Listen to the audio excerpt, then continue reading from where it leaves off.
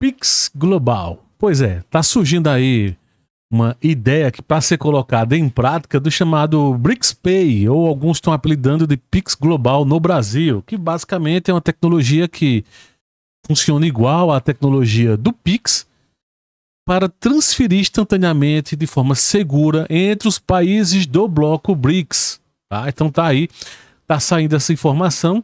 Essa novidade tem lançamento previsto para o final agora de 2025 e os países integrantes poderão fazer suas conexões, tá? Então, por exemplo, como é que funcionaria tecnicamente? É um sistema que conecta, é um hub, né? Seria mais ou menos essa a lógica, pelo que está saindo de informação.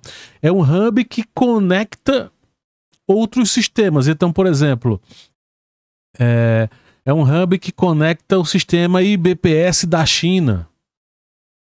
Então ele tem essa capacidade. Ou UPI, que é o sistema indiano. Entendeu? Então é um mini Swift, como alguns chamam. É um centralizador de sistemas. O que acontece? Com esse sistema, por exemplo, o Swift é ligado a bancos, a grandes bancos e tudo mais. Então, por exemplo, o pessoal aqui no Brasil quer fazer alguma compra na China. E hoje tem alguns sistemas que você faz pagamentos, mas normalmente com cartão internacional e tudo. E aí, nesse formato, você poderia pagar. Por exemplo, eu já fui assinante de algumas ferramentas russas e era uma loucura. Eu tinha que utilizar um sistema, eu tinha que meio que comprar Bitcoin ou alguma coin, normalmente era Bitcoin, em uma plataforma, e essa plataforma que fazia o trabalho de se conectar com a plataforma russa e eu era assinante dela, né? Então, era um sistema de e-mails que eu utilizava, que era relativamente mais seguro, enfim, que eu usei durante um tempo. Então, é um pouco mais chatinho. Tinha um outro caminho que era usando o cartão, mas o pessoal dizia para ter cuidado no uso do cartão, tem toda essa complicação. Então, esse sistema vem exatamente para facilitar o sistema bancário entre esses países, né? É o chamado BRICS Pay, como alguns chamam, Pix Global, né? Por exemplo, existe uma parceria, aí é um contexto diferente, mas só para você entender como é importante esse tipo de sistema. Você pega Portugal, hoje Portugal tem uma quantidade enorme de brasileiros, não só turistas, brasileiros morando lá em Portugal.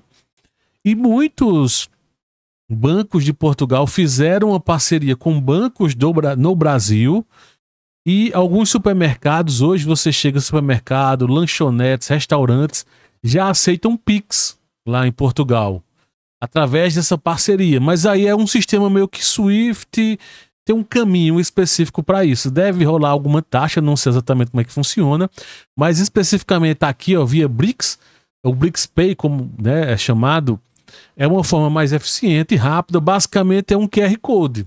Seja o QR Code ou, no caso, um código que é gerado. Então é muito mais simples. O QR Code é uma forma universal que pode ser tanto feita a leitura como o link mesmo em si. É clicável, né? É possível.